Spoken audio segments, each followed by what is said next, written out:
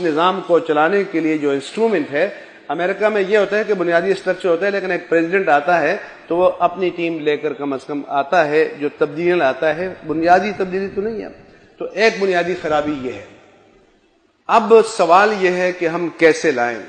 ایک نظریہ یہ تھا کہ جی بندوں کی اصلاح کرو، چنانچہ تبلیغی جماعت نکلی۔ اب 150 سال میں یا 250 سال میں کتنوں کی اصلاح ہو گئی ہے؟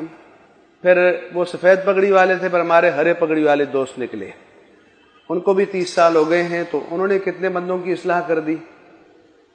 ہمارے ڈاکٹر صاحب کا بھی نظریہ یہ تھا کہ یہ اس سیاست کی گندگی میں، سیاست تو ویسے فساد نہیں ہے، کیونکہ سیاست تو سنت انبیاء ہے۔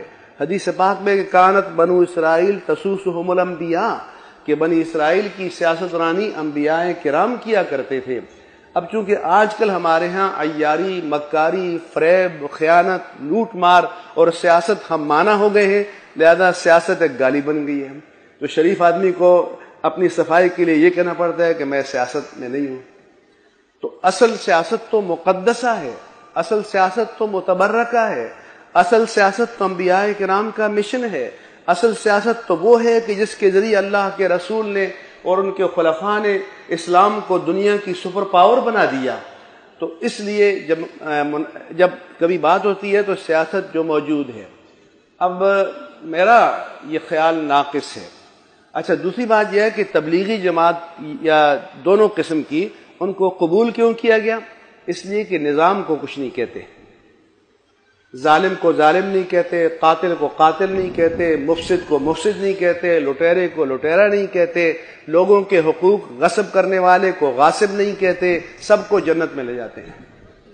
اس لیے ضیاء الحق کے زمانے سے یہ حکمرانوں کا طریقہ ہو گیا کہ آخری دعا میں ضرور جاؤ، لہذا ہیروئن والا، دوسرا تیسرا، سارے کام، سود والے سب وہاں موجود ہیں کہ اس دعا میں شریک ہو کر جنت میں جائیں گے، پاک ہو جائیں گے۔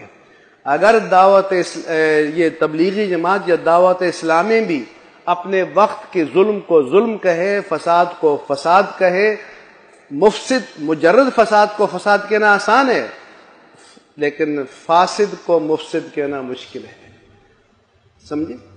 وقت کے ظالم کو ظالم کہنا یہ بہت مشکل کام ہے۔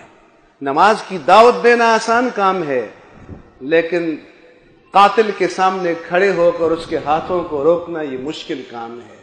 تو جب منکرات سے وہ تعرض نہیں کرتے، اس لیے ان سے کہتے ہیں کہ ہو سکے تو اور بھی کئی لوگوں کو اپنے ساتھ لگا لو تاکہ ہماری جان چھوٹی رہے اور ہمیں کچھ نہ کہو۔